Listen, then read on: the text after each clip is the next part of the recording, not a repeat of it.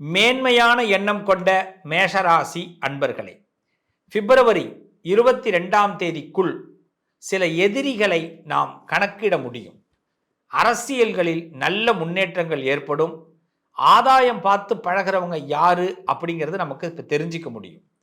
யாராவது எதிரியாக இருக்கிறாங்க, பகையாக இருக்கிறாங்க, பிரச்சனையாக இருக்கிறாங்கன்னா அவங்களுடைய உள்ளத்தை இப்போ நம்மளால் புரிஞ்சிக்க முடியும். அவங்கள்ட்டேருந்து வெற்றி பெற முடியும், விலகி இருக்க முடியும். இந்த ரெண்டுமே நடக்க போகுது.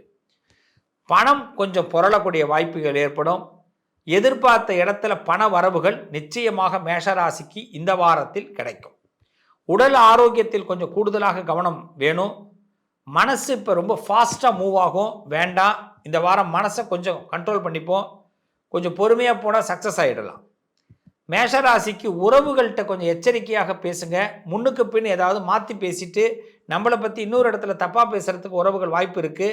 அதனால் உறவுகள்கிட்ட பேசும்போது ஞாபகம் வச்சுக்கிட்டு பேசிக்கங்க. மேஷராசிக்காரவங்க ஏதாவது ஒரு ஃபோனில் பேசினா கூட மறந்துடாதீங்க. நீங்கள் தான் சொன்னீங்கன்னு சொல்லி உங்களை குழப்பி விட்டுருவாங்க.